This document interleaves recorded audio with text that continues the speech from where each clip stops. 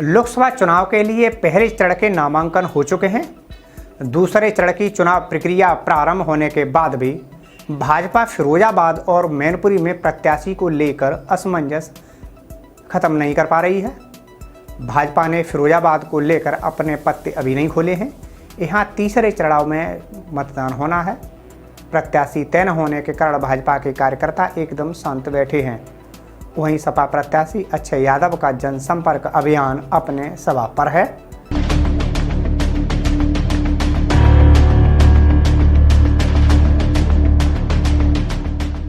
क्योंकि सबसे बड़ा मुद्दा इस बार है नौजवानों की नौकरियों का। देश को बचाने का एक तरफ संविधान को बचाने वाले लोग और एक तरफ संविधान को खत्म करने वाले लोग हैं।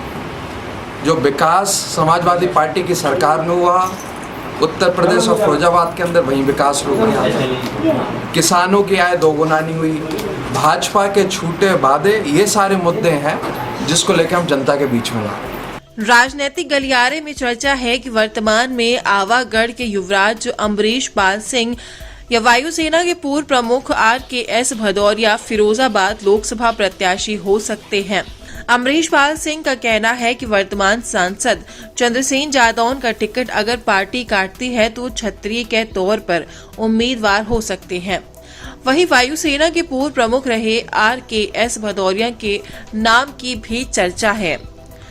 चर्चा इसलिए है कि कुछ दिन पहले ही उन्होंने भाजपा की सदस्यता ली है, इसलिए कयास लगाए जा रहे हैं कि उन्हें फिरोजाबाद से प्रत्याशी बनाया जा सकता है। मैं बहुत भाग्यशाली रहा हूं कि अपनी जिंदगी के 40 साल से ऊपर समय भारतीय वायुसेना में देश के लिए काम कर पाया। ये मेरे लिए एक बहुत बड़ा ऑनर था, प्रिविलेज थी।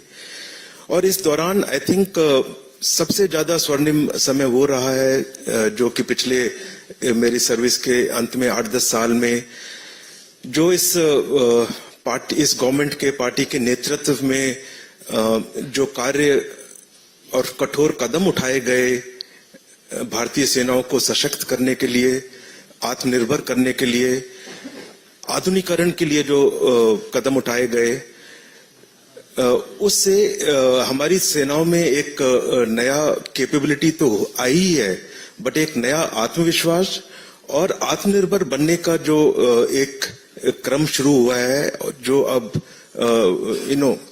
जमीनी धरातल पे ऑलरेडी उसके रिजल्ट्स दिखने शुरू हो गए हैं। उससे आने वाले समय में हमारी सारी कैपेबिलिटीज में बहुत बड़ी इंडिजिनस कैपेबिलिटी आएगी। अब देखना ये होगा कि फिरोजाबाद के भाजपाई और यहाँ की जनता बाहरी प्रत्याशी को कितना तवज्जो देती है। वो आने वाले समय में, आने वाली सदी में भारत को एक नई दिशा दे रहे हैं और भारत एक विश्व स्तर पे एक देश, स्ट्रांग देश, मजबूत देश उभर के आएगा। और इस सब में और इस राष्ट्र निर्माण के कार्य में मुझे ये दोबारा अवसर मिला है अपने आप को इस राष्ट्र निर्माण में से जोड़ने का।